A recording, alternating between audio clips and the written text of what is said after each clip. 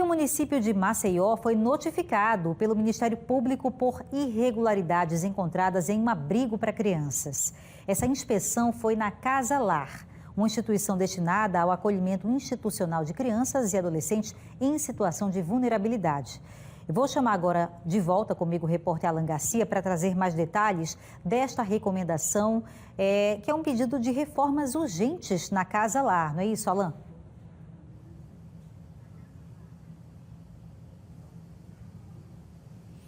É assim, Beatriz, entre elas, essa é uma das recomendações, porque, por exemplo, a Casa Lar é para acolher bebês, crianças e jovens. Só que eu já soube, quando eu cheguei aqui no nosso local de entrevista com o promotor da infância e da juventude da capital, que existe um adulto, ele já tem de 18 anos para cima. Vou confirmar a idade dele agora com o promotor Gustavo Arnes.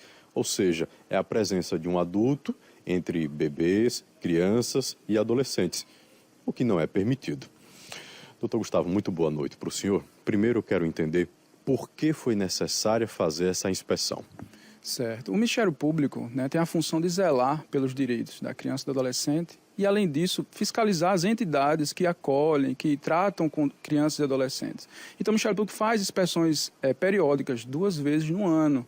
Então, em março, é a inspeção anual, que é inclusive regulamentada pelo Conselho Nacional do Ministério Público. É uma inspeção ordinária em todos os acolhimentos de Maceió. E ficou a meu critério inspecionar a Casa Lar. Eu já venho inspecionando, mas esse ano a gente encontrou uma situação um pouco difícil, que no mesmo dia eu tive que expedir uma recomendação ao município para sanar algumas irregularidades que eu vislumbrei que estava trazendo risco aos acolhidos naquela oportunidade. Certo. Ou seja, o senhor percebeu as irregularidades e, diante dos fatos, viu a necessidade da urgência nessas recomendações. Que problemas, quais as irregularidades que o senhor encontrou? Isso. Um primeiro problema que me chamou a atenção foi a máquina de lavar quebrada há muito tempo. As terceirizadas teriam que lavar as roupas dos acolhidos à mão, ar-condicionados quebrados, a água do chuveiro não estava funcionando, na hora uma acolhida estava carregando baldes de água, mesas quebradas. A Casa Lar ela tem o intuito de ser uma casa, em verdade, o nome não é à toa. Mas eu não vislumbrei uma casa lá, Era um depósito. Eu vi armários com roupas de baixo, misturada com livros de escola, além de outros detalhes. Tem um acolhido lá que ele tem deficiência física, deficiência mental. Não tinha acessibilidade, A cama que ele estava dormindo lá estava quebrada. Então, isso me chamou muita atenção. Eu no mesmo dia eu expedi a recomendação, que é uma forma extrajudicial, uma forma resolutiva da gente resolver o problema junto com o município. Então, quer dizer que o senhor encontrou lá na Casa Lar, existe uma pessoa com deficiência, portanto, precisa de um cuidado a mais, de uma cama com acessibilidade, banheiro com acessibilidade, e isso não foi encontrado pelo senhor? Não foi encontrado. É um jovem, um adolescente que a gente vem acompanhando um bom tempo, ele precisou de uma cadeira de roda, mas eu constatei que ele não tinha condições mínimas de estar ali, Então, de forma resolutiva, a gente tenta resolver junto ao município, é por isso que o Ministério Público expede recomendações administrativas, concede um prazo razoável para que ele sane essas irregularidades urgentes, e apresenta um plano de ação. Um problema que a gente identificou lá era a ausência, a quantidade insuficiente de educadores e cuidadores, certo? À noite lá só tem um cuidador para cuidar das crianças todas, Um adolescente como esse, ele requer uma atenção exclusiva, Há outras adolescentes com problemas mentais que também requer uma atenção exclusiva também. Então, um dos pontos da recomendação também é analisar essa questão do número de cuidadores, plantonistas, para dar essa atenção tanto à noite como durante o dia. Quantas pessoas, quantas crianças e adolescentes estão sob o teto da Casa Lar, estão sob a responsabilidade dessa instituição? Isso, atualmente tem 10, salvo engano, É possível mais, mas assim, é necessário uma estrutura mínima para você não caracterizar um depósito de criança. Com o Estatuto da Criança e do Adolescente, foi estatuído isso, a criança é sujeito de direito, não é um objeto de direito.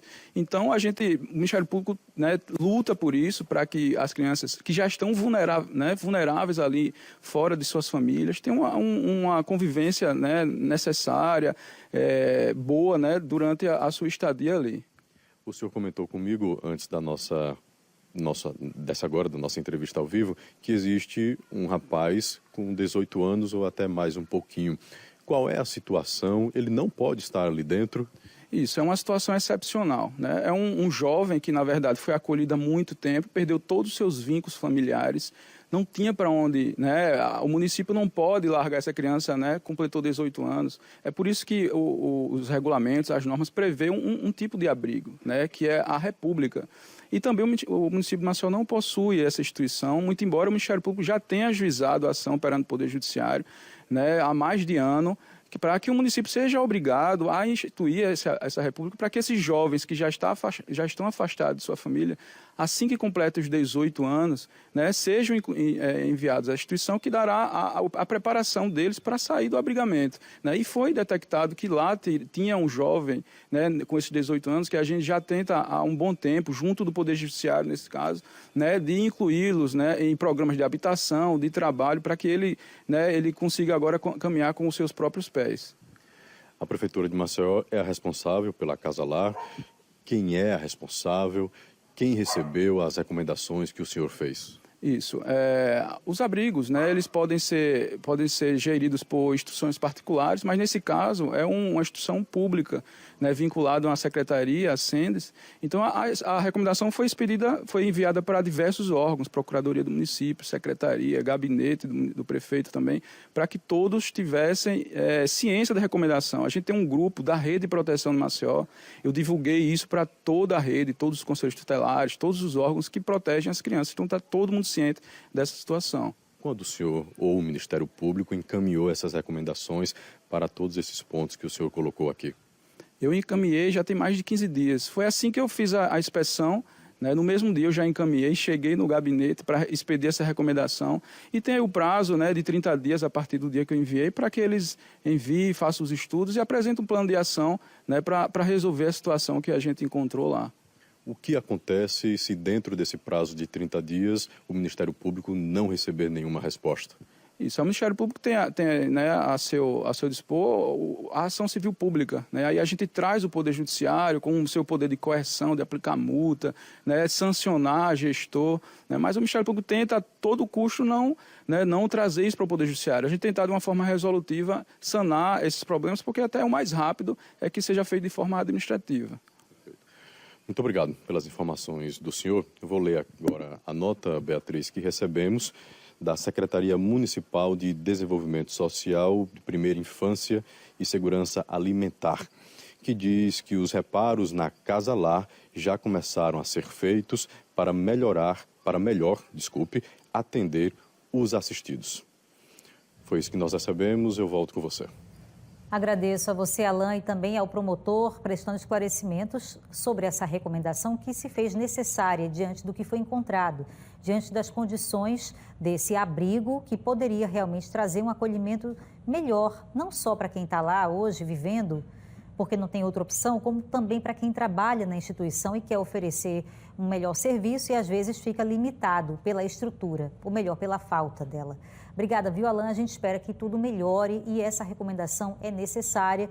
Com certeza o município dará ouvidos, dará a atenção necessária também e fará aí os ajustes que forem mais urgentes, né? Algumas coisas a gente percebe que tem até uma certa urgência, a questão de arrumação, talvez um mofo, troca de mobília, né? Aparelhos que estejam sem funcionar, num abrigo municipal, não deveria ser assim. Mas tenho certeza que após esse pedido, essa maneira extraoficial de diálogo que o Ministério Público encontra junto aos municípios, né? Aos governos estadual ou municipal, a coisa vai fluir. Eu acredito até porque não há grande dificuldade de se fazer uma reforma e todo mundo quer isso. Tenho certeza que é interesse do município também. Que coisa importante, né, pessoal?